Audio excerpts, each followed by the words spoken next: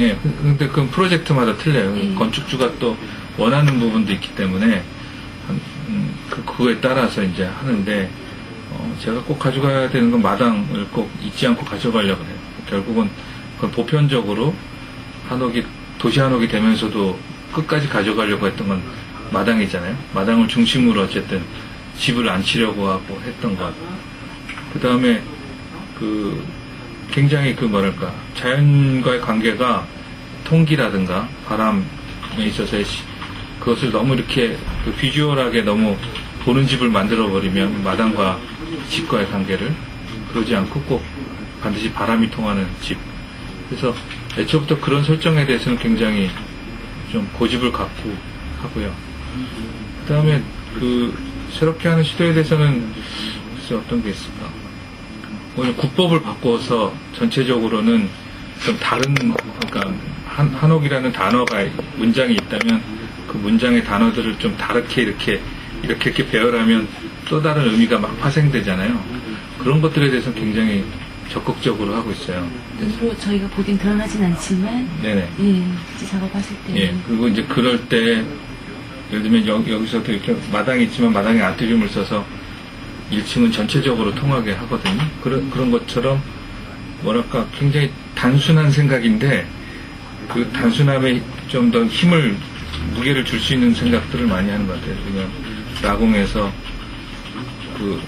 회랑에 도시 한옥을 끼고, 도시 한옥의 마당에 노천탕을 준 것도 이게 그냥 단순한 아이디어가 아니라 제 딴에는 그런 한옥이 가진 굉장히 사적인 느낌의 마당을 좀 뭐랄까 온천탕으로 해가지고 이제 조금 더 쾌적한 공간으로 바꾸는 노력이라든가 이런 것들은 사실 굉장히 이렇게 누군가 그걸 하려 하는 사람들이 있으면 그 언어를 거부하기 어려운 그러니까 약간의 문장을 만들어 놓는 거죠. 저 딴에는 새로운 문장을 이런 것이 있다. 그러니까 어떤 형상이라고 할 수도 있는데 그런 것들을 좀 만들려고 했었죠.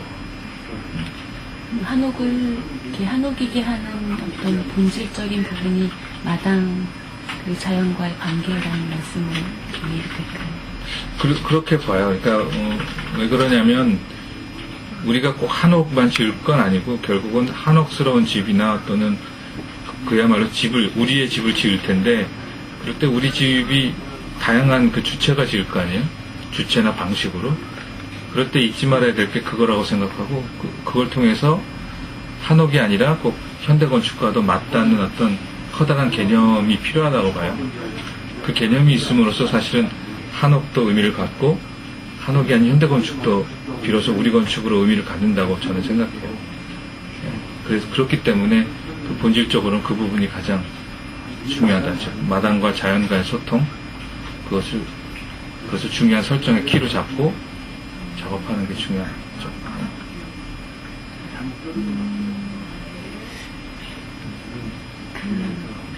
최근 들어서 그런 논의들 많이 하시잖아요. 네. 이렇게 한옥의 진화, 현대화에 대해서 그리고 네.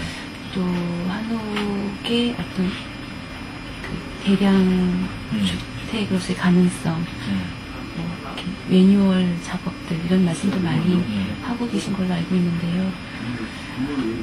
진짜 한옥이 이렇게 미래로 갈 수 있는 가능성은 어디에 있다고 생각하시는지, 어떤 모습으로 갈 수 있을 것 같으신지. 그래서 대량 생산의 측면을 예를 들면 집을 빨리 짓는 거라고 생각하면 안 될 것 같아요. 네. 그리고 집을 싸게 짓는 거라고 생각하면 안 될 것 같아요.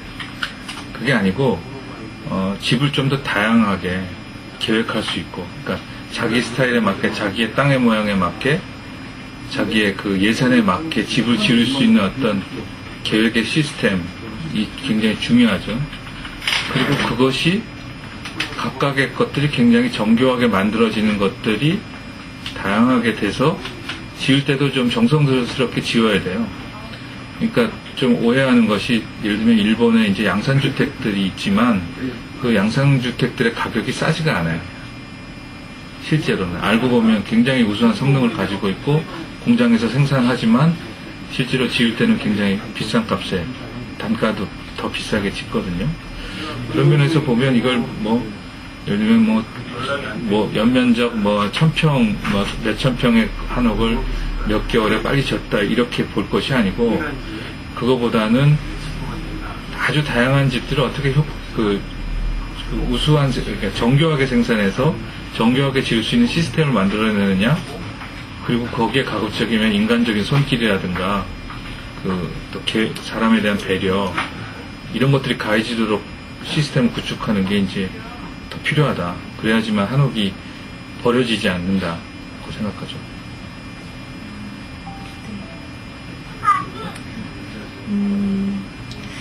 한옥의 내부 공간에 관해서도 예. 관심이 많으실 것 같아요. 예. 네. 어려운 질문인데 지금. 네. 예, 뭐. 그래서 근데 좀 이제 말할까 어떻게 내부 공간이 어떻게 변할까는 이제 사실 굉장히 다양해요. 왜냐하면 우리가 기둥보 구조잖아요. 쉽게 얘기하면 굉장히 자유롭게 내부를 쓸 수 있어요. 그게 굉장한 장점이거든요.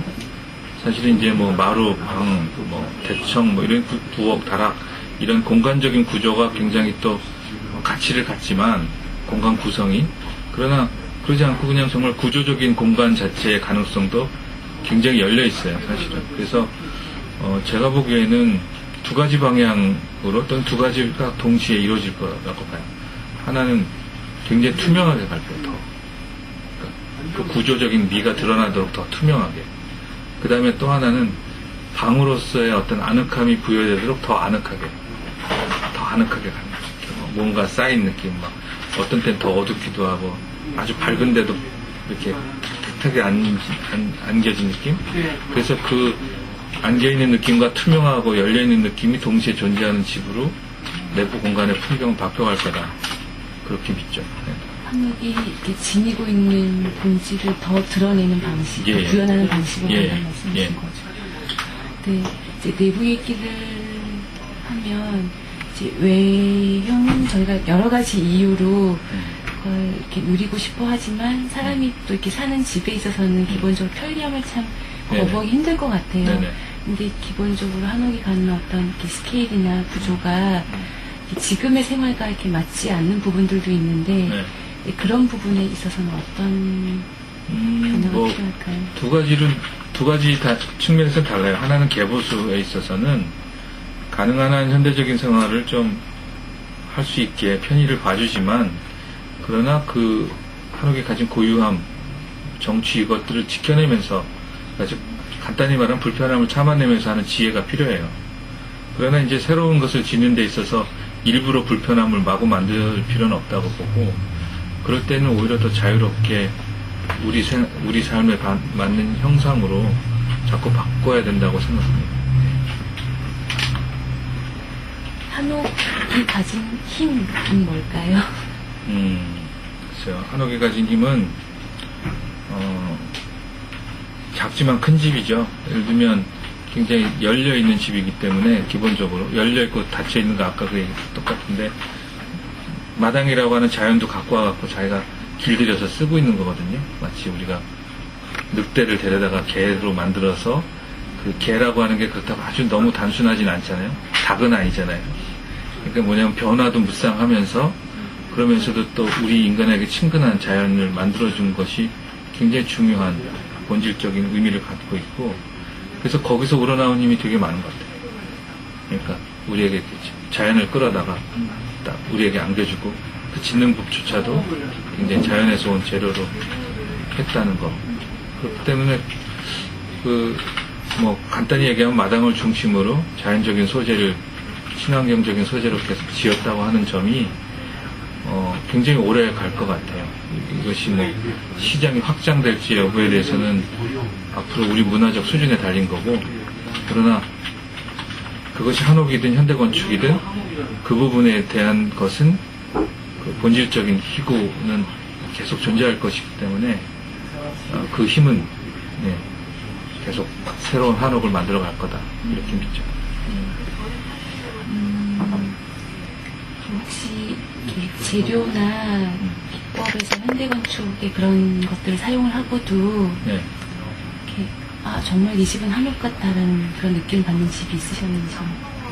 제가 볼 때는 지금 우리가 한옥이라고 생각하지 않는 골목의 집들 있잖아요. 뭐 달동네 집들이나 서민들의 집들에서 오히려 더 이것이 정말 한옥인데, 이것이 우리 집인데라는 느낌 많이 받아요. 제가 요즘 이제 마당집이란 얘기를 많이 하는데, 마당이 있는 집이요, 크게 갖는 힘이 계속 있고 가능성도 계속 있는 것 같아요. 그리고 그 구성 자체도 사실은 재료만 다를 뿐이지 똑같거든요. 한옥이 마을을 구성하는 느낌과 거의 똑같게 대지를 덮으면서 자연지형에 순응하고 이웃 간의 관계를 형성하고 이런 것들 똑같기 때문에 사실은 굉장히 그런 사례가 많다고 생각하죠. 지금 여러 번 마당에 관해서 말씀해 주셨는데, 한옥의 마당이든 아니면 그런 달동네 한옥을 연상케 집의 마당이든, 그 마당이 어떤 마당이라는 약간 이렇게 부연 설명이 필요할 것 같아요. 글쎄요, 마당은 굉장히 간단히 먼저 얘기하면 절박한 거죠. 절박해서 갖고 온 거예요. 그러니까 예를 들면 뭐 산에 올라가는데 산소통하고 비슷한 거죠. 그 당시 주거에 있어서. 왜냐하면 여러 가지 취사라든가 뭐 빨래라든가 가사노동을 해야 되는 공간이 있잖아요. 근데 지금처럼 그 설비가 발달한 주거가 아니었으니까 그런 것들을 갖고 와서 하려면 그 길 밖에서 할 수는 없잖아요. 그러니까 그거를 안으로 끌고 와서 할 수 있는 쓰는 마당을 갖고 온 거잖아요. 그러면서도 자연하고 소통하기 때문에 그 부분이 해결돼서 뭐랄까 여러 가지 거주 환경을 좋게 하는 것으로서 사실은 그 쓰는 마당에 의미가 있는 거고, 그 중심으로 집을 놓은 거잖아요. 그렇기 때문에 그런 마당인 거죠. 다시 얘기하면 쓰는 마당으로 절박하게 갖고 온 것, 그것이 우리의 마당이죠.